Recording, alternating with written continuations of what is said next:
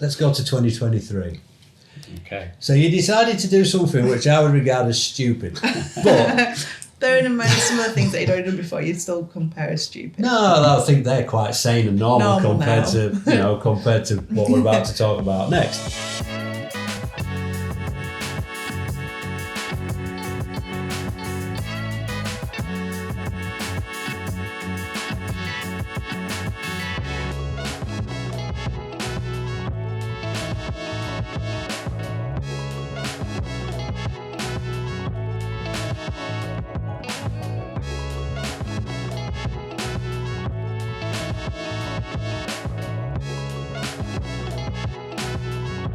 Welcome to this episode of The Full Distance Podcast. Good evening, how are you doing? Fine, maybe. Yeah, good, thanks. Good.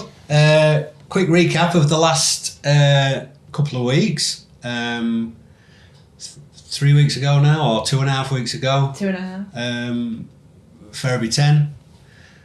I've always been puzzled why it's called Ferriby 10 because it's actually at Skidby. I don't know. I've never worked that out. Well, yeah, quite a cold, windy day, but good Quite run. nice running conditions for you, didn't you? All right, a good race. 3-minute course PB. In a time of?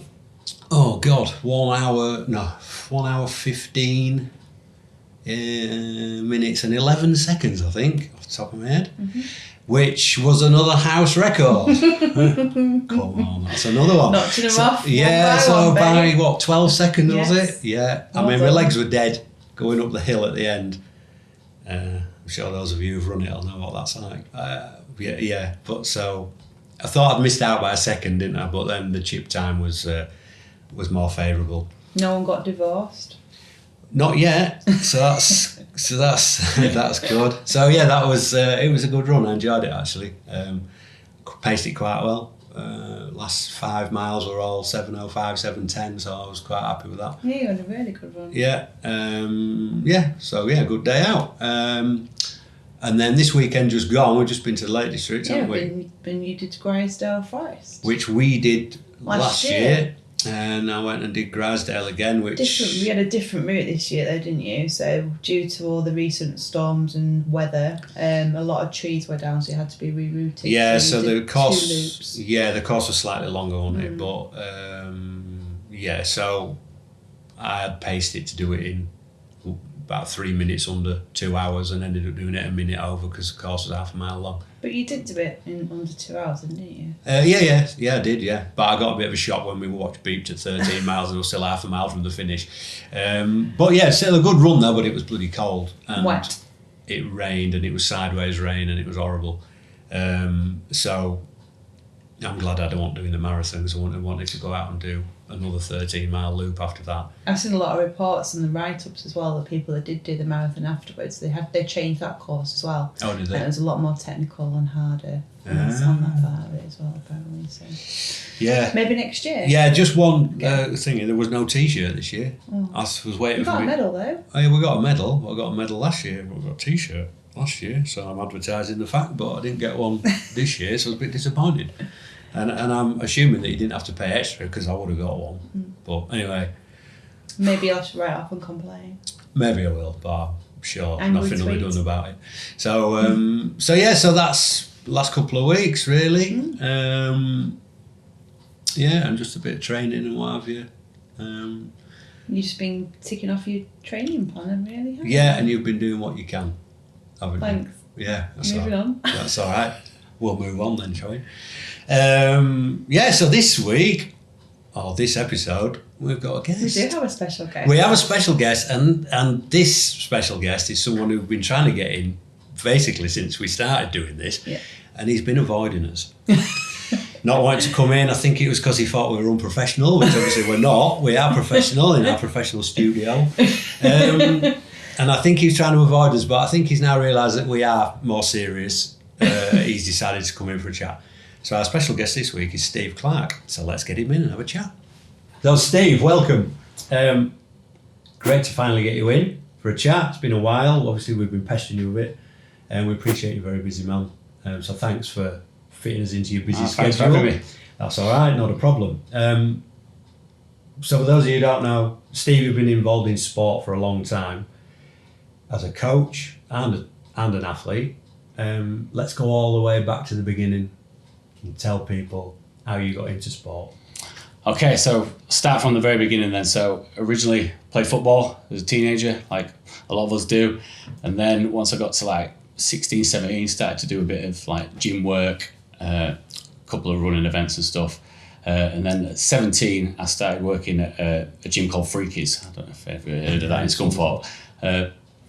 After being studying sports science. So I got that as part of a work apprentice and then started working there. Really got into like bodybuilding and designing training plans and found it really interesting, like the old traditional way, back and biceps, chest and tris, legs, shoulders, and then a bit of cardio in that gym. And then I also got a job working in the leisure centre in Scunthorpe, where it was more like just general fitness, more cardio based instead of like a bodybuilder's gym. And then working in both, I kind of learned about nutrition on one side, general fitness on the other side, and just found it really, really interesting. I studied it loads, if I'm honest. And then I came up with the idea at Freakies about selling protein shakes, believe it or not. So I was in there, I was basically working for £3 an hour, Tuesday night, Thursday night, 3-hour shifts, getting £9. And I went to the owner and I said, look, I think all these guys are coming in here, eating chicken breasts after the workout, buying these big tubs of protein from us and taking them home. So I said to him, why don't we get a couple of blenders and we'll start selling protein shakes, £1.50, whatever. And we didn't negotiate the deal straight away. So straight away I'm thinking, I can maybe make a bit of money at this. So I was getting £3 an hour, but we were selling like, I don't know, 10 protein shakes an hour. So I was kind of more than doubling my wage. Yeah. And then that's how it all started really. And then from the leisure centre side, people started saying, why don't you do your own classes, like circuit training, boxercise and stuff. So at the same time, I was working there, but then I set up my own classes as well. And that's how the brand or Off That Couch Fitness kind of started. I didn't call it Off That Couch Fitness back then, it was just Exercise with Steve. Yeah. But we had like 4 classes a week going, and it grew and grew and grew, and all of a sudden I was getting 60 people coming to these exercise classes, and that's how I originally started with working in the fitness industry. Then myself as an athlete, on the back of that, I was doing like local 10Ks, Lincoln 10K, Birmingham 10K, the Wednesday night duathlons and stuff, just seeing like a little bit of improvement. And then someone said to me, why don't you try a multi-sport event? Like, what's that? So I looked it up. North Links Adventure Challenge was like the closest one to us, but not a triathlon. It was a bike, kayak and a run event based in Brigg. So I gave that a go. I think, I don't know what I finished, but I was nowhere near the top anyway. But then I kind of... Well, obviously that was the start. That was the start. Yeah. And it was the same time as like the Sydney Olympics 2000, where triathlon had just come into the Olympics for the first time. Tim Don was racing for Great Britain. So I kind of started following that, and it kind of just developed from there, really. So that's how I got started.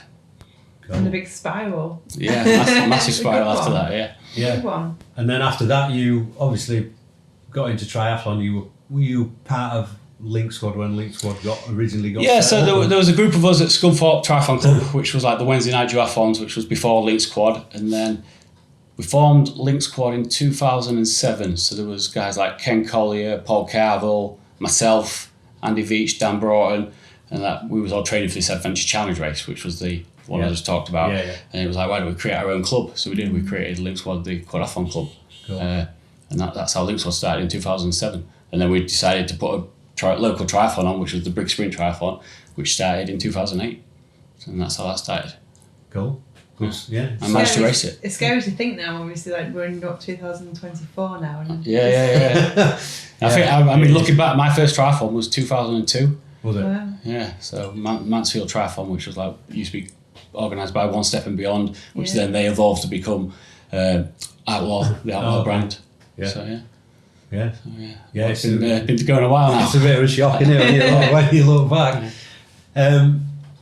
So obviously that was Link Squad, then you moved on, set up Off That Couch on the back of the stuff that you'd been doing. Yeah, so at Link Squad, I was like club coach, I was membership secretary for a few years, I was chairman for a year, and then obviously I started having a few like good results myself, so people started asking me, like, what are you doing for training, can you help me?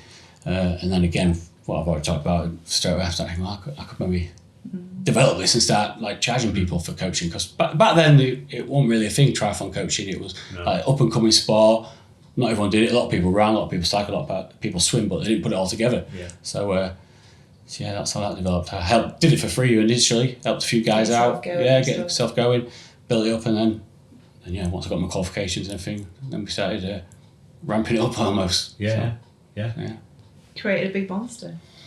Locally, a big monster. It is now, isn't it? It certainly is a big monster. You've had a pretty successful career up to now. You're still racing. Not as much, but still a bit. Well, no, maybe not last year. You had other stuff on as well, but you're still out there. You're still competing and finishing competitively. You also turned pro. Did you get to the point where your results were that good that it's just logically the next step, or was it something that was always in the back of your mind after getting into triathlon and following it on the TV? Yeah, going pro was never a target initially, but I had a few good results, and I remember Ironman Wales 2012, for example. I swam 53 minutes for the swim. I ran sub 3 hours off the bike, and you've both done 10B, so you know the course. Yeah. And I was age group then, and I qualified for Kona there. And I remember being in the finish tent afterwards, and there was guys like Harry Wiltshire, who's won Keltman, come 6th at Norseman, raced for Britain, Kona for 8 hours 20 or something, and I managed to outrun him. Yeah. Paul Hawkins had won the first ever Outlaw, come third at Ironman UK in 2011. I outrun him, so I beat both of them on that day. And then the tent was like, you should go pro. So obviously I went home, started looking at it, what's the criteria, and it was you had to finish within 10% of the winner, which I did at Ironman Wales, so that kind of ticked that box. Yeah. So now I had to apply for a pro licence through British Triathlon. But I qualified for Kona in 2012, so I had to sacrifice my Kona slot if I wanted to go pro, which obviously I didn't want to do because it was all about going to Kona for me at that point. So, but there was a loophole in the offer that it was valid for 2 years. So I could stay as an age grouper in 2013, do Kona, and then turn pro in 2014. So that was the option I took. So yeah. Perfect. Yeah, so it worked out quite well. What was that like? What was that step? Obviously you were very competitive. Yeah. But it's still a step going from age grouper to pro, and it kind of just totally changed the dynamic of the racing, because back then the pros used to start say 10 minutes before the age groupers, and obviously I was an okay swimmer, but I want the pro standards. Some of them are swimming 46, 47, 48 minutes. Yeah. And back then I swam 53 once, 55 twice. So I could hold my own, but I was kind of getting dropped off the swim pack. And I remember racing Copenhagen. We set off 10 minutes before. I think there was, 25, 30 pros in the field. And I literally hung on as long as I could for the main pack. So I'm max out 800 metres, and I got dropped. And I literally swam the rest of the swim on my own. And I think I came out the water in 55 minutes, 30, something like that, and swam that solo. But then, because you had a big head start and the age groups didn't really catch you up from the first lap of the bike, so I was literally riding the bike on my own for 50, 55 miles before people were starting to come through. So in terms of pace lines or anything like that, there was none of that. So Copenhagen, when I look back now, I think I did 9:07 that day, and my target was to break 9 that day. But I kind of raced the whole race almost solo. So it kind of sticks in my mind as a good day, but not quite what I wanted out of it. So I went there to break 9. And it's difficult when you're on your own, isn't it? Because you not want to gauge. When there's someone in front of you. If there's someone 12, 15, 20 metres in front of you, it adds a different dynamic to the race, whereas if you're totally on your own. So I'm a racer at the end of the day, so if someone's in front of me, you want to race and hang on to them, So, absolutely. Keep listening to another target and in front of you as well. Once that person's gone, you can of course, it keeps you in focus. Yeah. When you're on the bike for 112 miles, you don't have focus on someone ahead of you. It helps. Yeah. So, it's a hard work when you're on that length of time and you are on your own, and in your mind you're thinking, well, I'm behind on that stage and I've got to be at that certain stage, and it's you always chasing that thing, but someone else can take your mind off that, can't it, completely? Yeah, totally. And going back to Copenhagen, I remember I was on the run. I think I was 10k into the marathon, and I'm running side by side with Daniela Reef. Wow. 5-time world champion, and I'm running next to her, and it's and I was trying to pace off her. Pinch me. Yeah. So, and it's obviously cool, but in terms of different elements to the race, it's when you're mixing it up with them, it was good. Yeah, cool. What was? I know it's been a long career so far. one particular highlight that one particular race you can pick out? Yeah, it's tough this one. I know this would be a tough question. Because my targets have like changed throughout the years. Like originally I just wanted to win a triathlon, so managed to do that Brig Sprint 2008. So that was like that tick. Then it was like, right, I'd like to win an Olympic distance, so managed to do that. I think it was 2011, I managed to win the Freebird series, which was like Alathorpe, Driffield, Beverley. So I got that tick, and then it was like pro thing, wanted to break 9. That was a massive challenge for me for years, and I thought I'd do it in 2014 to be fair, but I got close, 9:13, 9:07, but never quite did it. So to do that in 2015, I think that's the one that kind of sticks out for me. Cause where did you break it out? At Barcelona. So like something I kind of chased for a couple of years, didn't quite do it, didn't know if I'd ever do it, but then to actually break the 9-hour barrier, that was kind of special, So maybe that one. Yeah. So after ticking Barcelona, after doing that sub 9 hours, my focus then kind of changed a little bit away from Ironman in terms of like, what do I do now? I've kind of done that. So I went down the extreme triathlon route in terms of Norseman 2016. So that then became the next target. Right, I want to go there. I want to do as well as I can. And I'd not gone pro that year because I couldn't away from the Ironman. So I went for Norseman, and my aim then was obviously to do as well as I could as an amateur. I think I came 16th overall or 17th overall. Bear in mind, they have 15 professionals there. So I beat a few of the pros. I beat the British pro, a guy called Graham Stewart, who I'd raced against previously, and he'd always beat me. So that was a massive target for me to try and do him. And we was basically run up the mountain at the end, up Zombie Hill. And let's, before we go any further, that's not just a normal triathlon. That's the Norseman. Yeah, Norseman. So it's, for anyone to know, it's obviously extreme triathlon in Norway, where you're jumping off a ferry boat into the fjord to start with, freezing water. Although it's not quite as cold as they make it out, to be fair. I mean, it is cold, but it's not as cold as they make it out. The pictures make it look like I think, dark. You basically just jump off the boat, you swim towards a fire at the beach, which is pretty cool. Instead of sighting for a boy, you just sight for a fire on the beach and swim towards that. And the bike is, very hilly, very picturesque. It's like you're riding through Jurassic Park at points, because there's just nothing there out in the mountains. And then the run's brutal. 10 miles flat, which is obviously all right, but then it's like uphill, and then and they call it Zombie Hill, and it's brutal. It's brutal. Yeah, I think Emily, your good wife, said we were talking about. Me up there. We were talking. Well, yeah, she was modest about having to walk back down rather than come down the cable car. Yeah. But she did say she'd never seen you as cold at the end of that race. She said you were absolutely. Yeah, because we was on about ferry earlier. As soon as you finish a race on a cold day, your body starts to shut down. Obviously, Norseman, I think I'd been racing for 12 hours, whatever it was, something. And once you get to the top there, you're at the top of a massive mountain. And obviously, you've just run up there, so you've been sweating, you're in wet clothes. So you're freezing as soon as you stop. Yeah. Although they give you a bit of soup at the top, so that's all right. That's nice. Yes, that was very nice. There's an incentive feel, I think. I'm not entering that ballot. You No like chance. soup? Dave Gibbs, he's the man. He likes to enter that ballot, doesn't he? He can keep it. Yeah.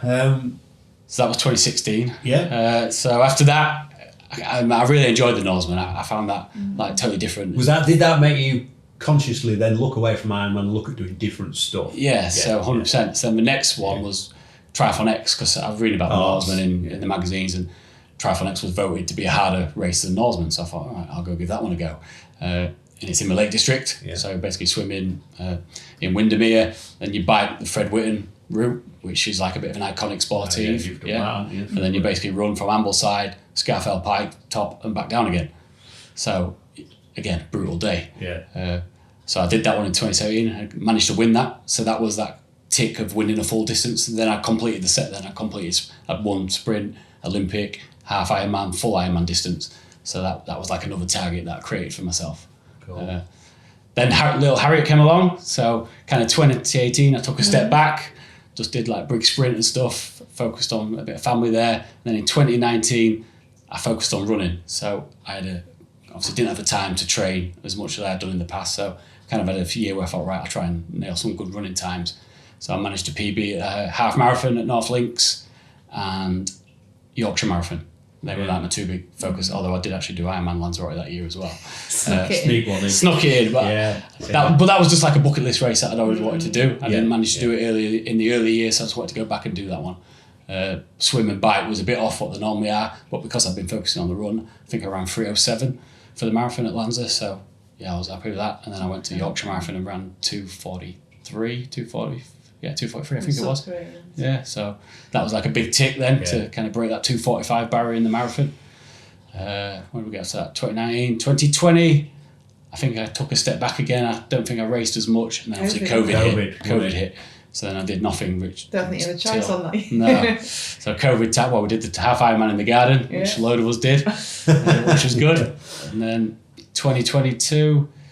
Obviously, I came to Tembe. Well, 2021, was going to do Tembe, and then I rolled it over to 2022. And obviously, because everyone was doing it, I kind of got involved. And, we bullied you. Yeah, I got bullied into that one. So I was just going to go coach and watch everybody, but I ended up racing as well. Yeah, I can remember you saying something about, I'm getting ready for retirement. Then did Ironman Wales, and it was like, not ready for retiring. Like Ironman Wales kind of showed me that I kind of still love it as well.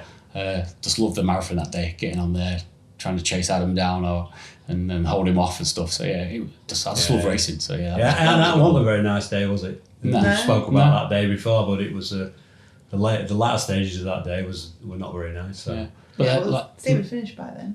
Yeah, you probably had. Yeah, you probably didn't see any rain. No. But that was cool because obviously I got to race that, but then I also got to see all my athletes race that as well and do so well. Yeah. Off that couch, obviously won the team prize. Yeah. So many of you qualified for Kona.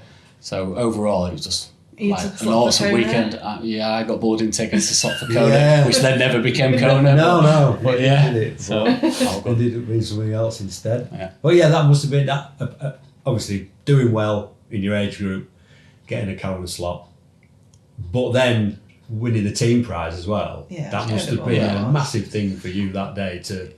Yeah, I remember to be part of it, but then also everybody else who so coaching. I remember going into the awards, and at that point I wasn't going to Kona. I wasn't interested in going, but then I was sat there and it was like, you got your slot, Shawnee got her slot, Nat could have got a slot if she decided to take it, Adam could have got a slot, Sophie went up age group second, she should have got a slot, very unlucky not to, but all that accumulated to us winning the team prize.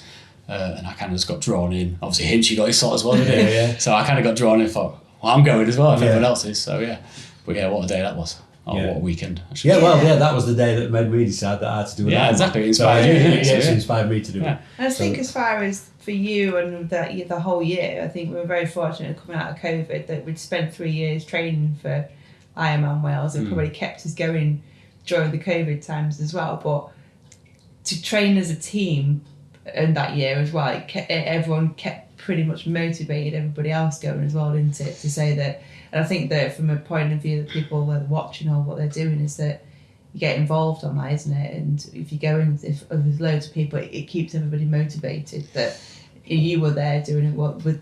You were inspiring us all, keeping us going. You've been there, you got the knowledge, and you've been able to share that across the board with everybody else as well. Yeah, it obviously helps if you've got like 10 teammates all doing the same race, because in terms of people wanting to go out to bike ride with you at a weekend or swim with you on a Tuesday night, for example, it helps because you're all training for the same target. So 100%. The more you can create that community of people doing the same events, that's why I always try and pick out an event for the club each year. Say, right, well, let's target this one and get a few of us into it, because it helps motivate everybody. Yeah, you always find you've got someone to train with, and it does help. So it's been up to that point of doing Wales in 2022. Obviously, pretty successful. You've talked about the good days you've had, good results that you've had. What about the bad days? Pick one. There's got to be. Yeah, we all have bad days. Bad days, unfortunately, are part of the process, but we try and limit them to not have as many as we have good days. But there's one race that does stick out. 2009, so rolling it right back, I'd gone to Australia for the Olympic distance age group world champs, and I'd got myself in really good shape for that distance racing that year. And it was a non-wetsuit swim, which didn't quite suit me compared to like all the Aussies and stuff that I used to swim in the sea. So I was a bit out of the water, but I was on form bike-wise that year. And I think I'd rode through the field into the top 10 on the bike in my age group. With the run to come, I was quite confident I could maybe push on even further. But I punctured after, I think it was 18 miles on the bike, disc wheel, total flat, tubular. So, and I ended up, I was like, do I stop, change it? Which, to change a tub, it's quite time consuming, or do I ride it flat for 6 miles?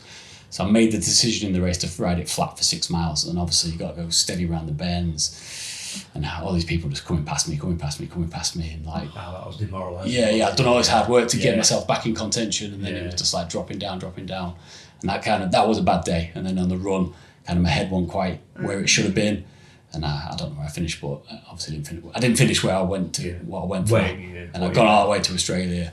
So yeah, I was a bit grumpy after. Emily said I was a bit mad after that one. But so that was a bad day. But, Yeah, I imagine, especially going all the way to Australia, it's not really, a bit of a letdown. But Literally. literally. But it's the taking the positive, isn't it? Trying to get a positive out of a bad day. If there's always something you can take from it that you learn, isn't there?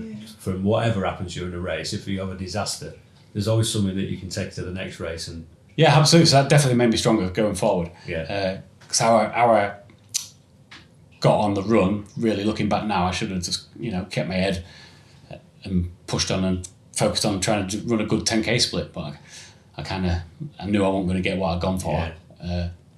But yeah. You let it get in. Yeah, you let it get in me. But you kind of learn. In the back of then, I was a lot more less experienced than what I've got now. So like, as a coach, I can kind of pass it on to people as well about keeping yourself in the game. If something happens, prepare yourself. If you lose some nutrition or get a puncture or a slight injury in training. We've said before, loads of people have said, people who I've spoke to, who used to race with years ago, like Steve Grocock and people like that, it's like 90% of it's in here. Yeah, 100%. You do the training, that's done. Forget about that. It's having the right mindset. If something goes wrong, to overcome that, carry on. Yeah. Knowing what to do if something goes wrong. It's all in there. If it's in there, you can do it. Of course. And you only get that knowledge from experience, from doing it more and more often, or learning off other people that have experienced that.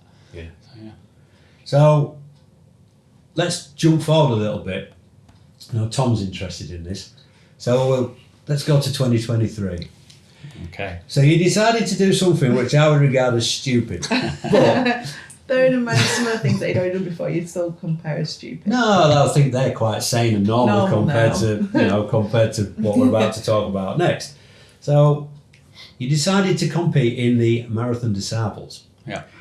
Which, for those of you who don't know, is basically a race that consists of running 156 miles over 6 days in Morocco in the Sahara Desert.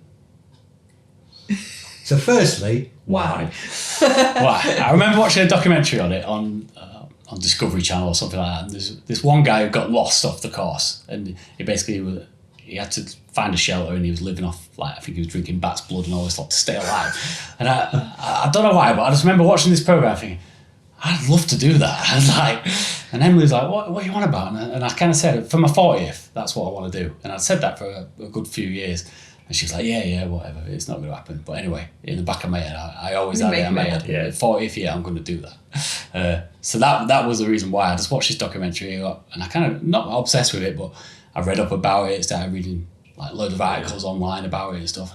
And I just thought it'd suit me. And it was something different to what I've always done. And it's a follow-on from that, like you said before, about the Norseman, then Tri-X and stuff. It's always, where do you go? And trying to push yourself. And that got me excited. And like, now I've been doing stuff that long, and I kind of need to get excited to do the training to think, right, I need to be switched on now. So get the fire in your belly. Yes, that was the reason for that one. And it was like totally taking me out of my comfort zone as well. Something like that. Like multi-day racing is something I'd never done before. Self-sufficient, you've got to carry all your food and stuff, something I'd never done before in the Sahara Desert. I've never done that before, so learning new things about how your training going and knowing how your body's going to react with everything. 100%. So within that race, there must have been, I imagine, quite a few low points, a few high points maybe, getting to the finish, or getting to the end of each section.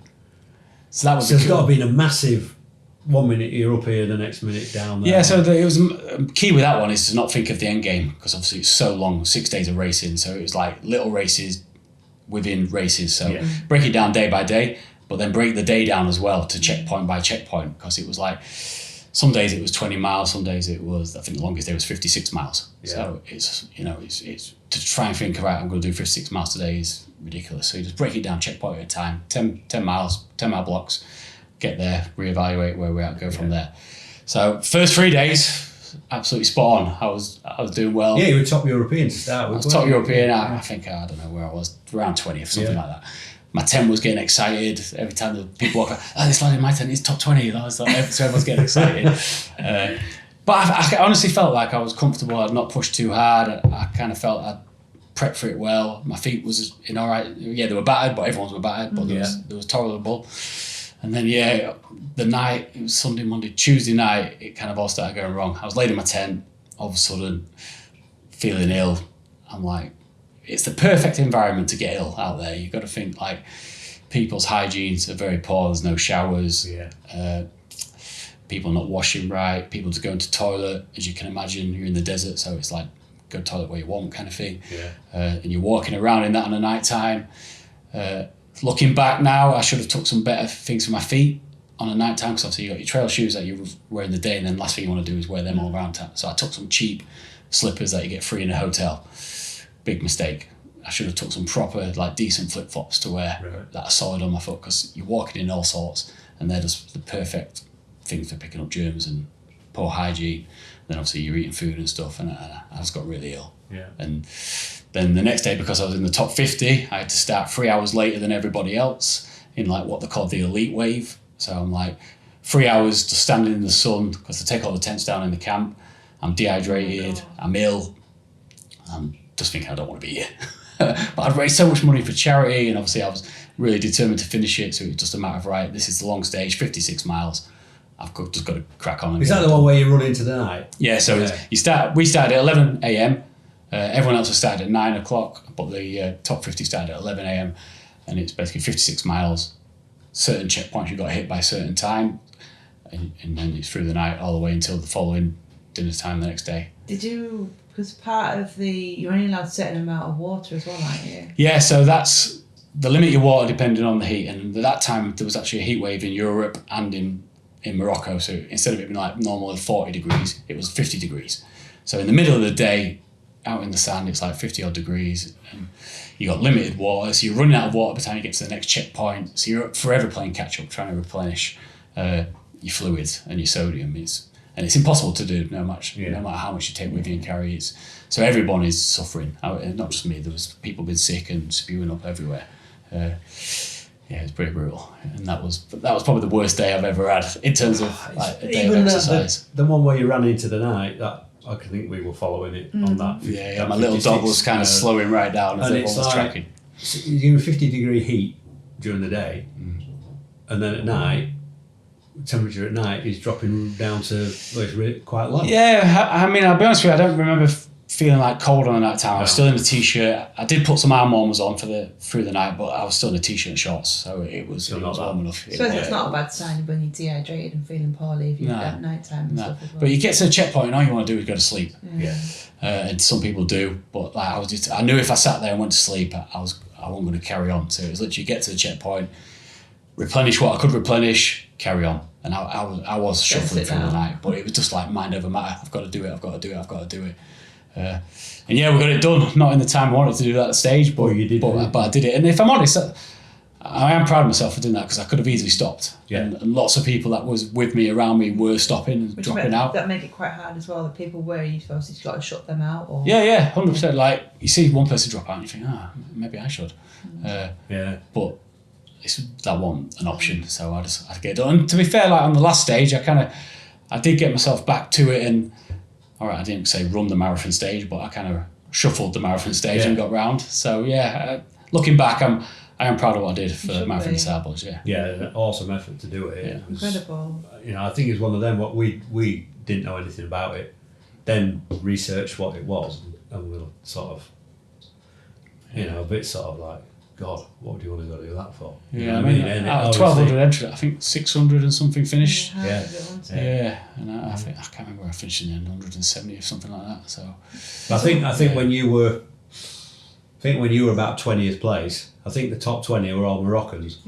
Or all from North Africa. I remember the first 3 days I was kind of running with a guy from Thailand and an American guy, and we were like kind of working together and like just like chatting a little bit just to keep each other moved and stuff. And Yeah, they're good guys actually. You know, we follow each other on Strava now, so that's good. So I see what they're training they're still doing.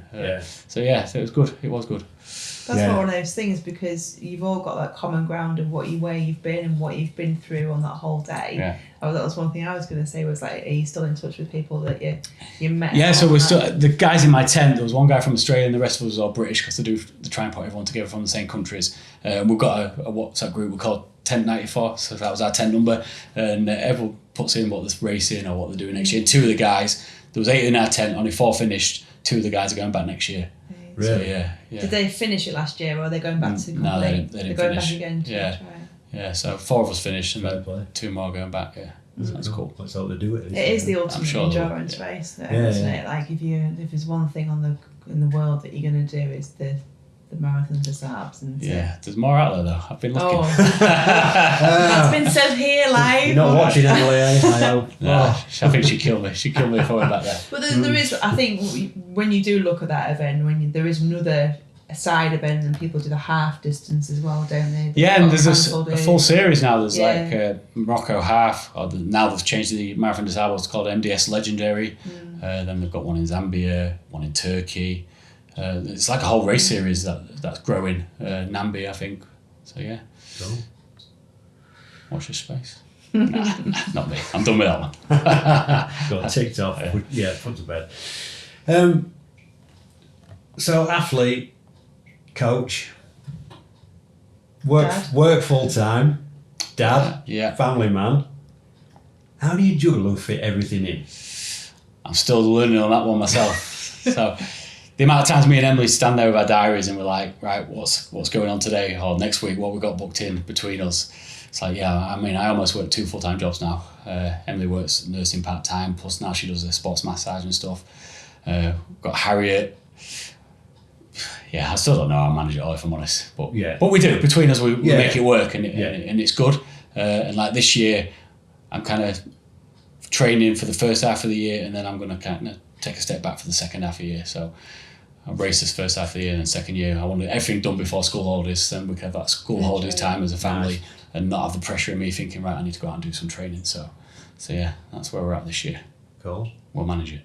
I think that you can make anything work if you want it to. Yeah, of course, and like Emily and Harry are great. You know, Emily understands it.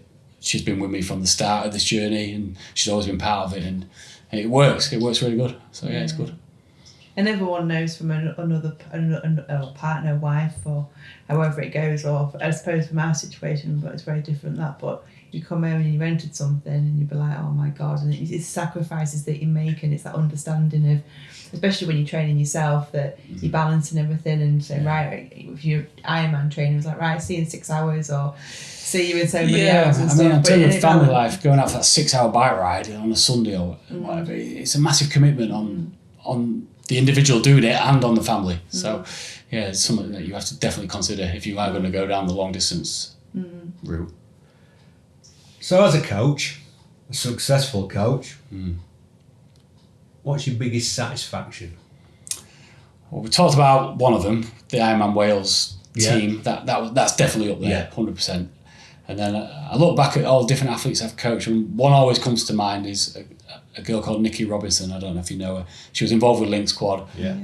Before she came to me for coaching, she entered the Outlaw, and she didn't make the cut-off on the bike. And then she came to me, she said, Steve, I want to do Ironman UK. I want you to coach me for it, and I want to make them cut-offs. And obviously, Outlaw, totally different race to Ironman UK. I'd say it's potentially a good hour faster than Ironman UK. So I thought, right, okay, this is a big challenge for me as a coach, something that I need to make sure we do right. And she absolutely smashed it. She did it all, completed it. She got that finisher's medal, that finisher's t-shirt for Ironman UK. So for me as a coach, I was so proud of her, and for me to actually develop that training plan and coach her to do that, that was a good day. And I went there, supported her on the day as well. So we saw her come over the line. So that's one that always stands out for me. Cool. It's a shame now that it's not full distance, is it now? Yeah, it's a sign of the times. Unfortunately, with Ironman at the minute, they seem to be cutting and going down their business plan as 70.3. So there's we'll see where it goes. other things in the offing this year, isn't there? Yes. Yeah. It's good for the sport though, you know. It's good for the sport. Yeah, a bit of competition. Yeah. Otherwise, it gets 100%. stagnant and stuff, right? It does. And we've seen Ironman, they've had to raise the game. They've announced their new pro series because of what the PTO have done. So it's only good for the sport. Yeah. 100%. So your biggest satisfaction as a coach, obviously, Nikki, is there one mistake or the biggest mistake that you see people making? As you know, from an athlete's point of view, people doing things. Do you see regularly? The most common one is they get obsessed with what everyone else is doing. Yeah. So now we have like social media, Facebook, Instagram, Strava. Yeah. So everyone sees what everyone else is training doing. Steve, they're doing this. Why are I doing that? Steve, they did this. Why are I doing that? So what works for one individual is not necessarily going to work for another individual. So it's about making sure that person doesn't overtrain because they're seeing what someone else is doing or doing back-to-back sessions when they shouldn't be doing, because you don't know what that other person's goal is. I might do because it might be someone I'm training, but that other person doesn't. They just see all this on Instagram that, you know, I've been out today, I've done 3 hours on the bike. Why have I only got 1 hour on the bike today? So it's kind of managing that individual and just remind them sometime about what their goal is, and it might be different to what the other person's goal is. So that's probably the biggest one. So people get obsessed with what everyone else is doing instead of focusing sometimes just on their own. Yeah, good answer. Yeah. It's very true. It is very 100%. It is very true. But like before, like social media and Strava was a thing. Like people didn't know what everyone else was doing, but now everyone goes on a Zwift workout, uploads to Strava. Everyone sees what they're doing, what power they're putting out. So people analyze everybody, and if you're not careful, you kind of you can waste your energy. Yeah, 100%. Yeah, I ain't got time to do that. I'm not bothered. It doesn't really matter. So, this year, what's next? What's for me? What's on your radar this year, Steve? Okay, so I've just done February 10 with you. Yes, you have. Yes, and you ran very well. Yeah. Went all right. Yeah. To be fair, I'm really enjoying it at the minute. I've put a good block together myself. So, and like I said earlier, I'm having a short season. I plan to be finished before school holidays. So, I've got North Links Half coming up in March. Then I'm doing Manchester Marathon in April. Then Mallorca. A load of us going out to Mallorca as a team event that we targeted. So I think we've got double figures from off that couch going to that one. So I want to go there and do well. And then I am going to do a long distance just before August. I ain't quite decided yet. It's either going to be Ironman Victoria or another Ironman. I think there's 2 in July, or Outlaw. I kind of started my long distance journey at Outlaw in 2010. So I kind of think that might be a nice one to do. Whether or not I finish with that one or not, I see. So either Outlaw or Victoria. I'm undecided on which one yet because I've got my credit notes from the Kona situation. So Victoria probably will be because I've got free entry to that in effect. What happens if you qualify to go to Kona again? Well, I'm actually still on the start list for Kona this year. I keep getting email. I keep getting, even though I've withdrew, I keep getting emails from Ironman saying you need to pay your American license because you're on the start list for this year. And if I log into my Ironman profile, it says Ironman Mallorca, and below it says Ironman Kona in October. But I'm not. I'll put it out there. I'm not doing Kona. I've kind of done it, and I could have gone back a few times. I've qualified a few times before, but I'm a big believer. Once I've done something once, there's loads of other stuff out there for me to. That's it. We were having a little chat before. Obviously, we started filming, but there's loads of races. And you've only got so many races in your body. Yeah, of course. So I firmly believe that it's. Why would you want to do the same race just over and over again? It's to go out and do a different one, have a different experience. And for me now, Kona's different. Back in the day, I used to be obsessed with going. Yeah. It's changed now. It has changed, 2022, I kind of thought, it'd be great to go as a coach and an athlete and race it because so many of us were going. Yeah. So I was quite excited to do it in 2022. But now for me to go on my own, personally, I'd rather go on holiday with Emily and Harriet. So it's kind of changed really for me. You've been there and done that. Yeah, I've been and done it. Yeah, and I think going back to what we just said about Ironman having to up the game and the whole PTO thing kicking off, which is now called the T100, and that whole race series, it's quite interesting that more or less the top 20 female athletes in the world have all signed up to do the T100 series this year. Yeah. And probably won't go to Kona. Oh, well, not Kona, go to Nice. Yeah. Won't go to Lucy Nice. Charles already said she's not going to defend a title there. So that's interesting. She didn't know how to explain why she said it. No, of course she does. She's been there, she's won Kona, she's come second at Kona 4 times. I mean, she's respected Ironman for a long, long time, and she'll still race Ironman. She'll still go back to Kona the year after if it is there. She will go back the year after. So 100% she deserves to do whatever she wants to do this year. Yeah, exactly. So that's a bit of I think I don't know, athletes obviously saying that there's the whole debate about the niche thing and splitting it up and everything. I think it's a bit of another kick for it, and so it'd be interesting which direction it goes. I just hope it doesn't not fade away, but like lose.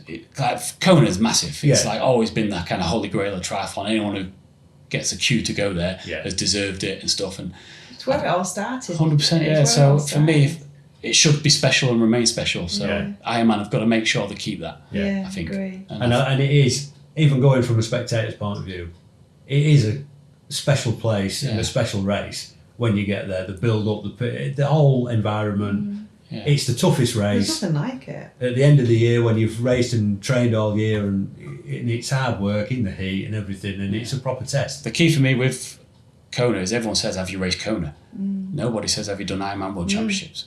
No. So for me, they just call it Kona. That says it all. Yeah. Good point. And I think, like you said, that doing your events, that you're choosing something different.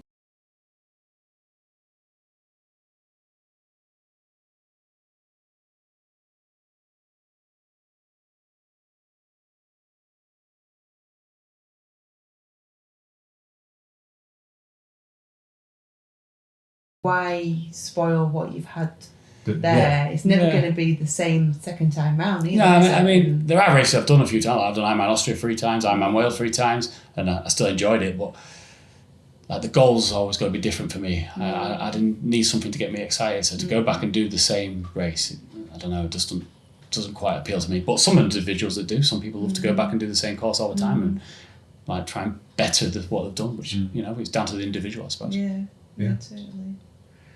So the big question, then. A lot of big questions. This is the biggest one. Well, swim, bike, or run? For me, yeah, it changes, but at the minute it is run, and the majority of the time it is run because luckily I've always been able to put a run together at the end of a triathlon.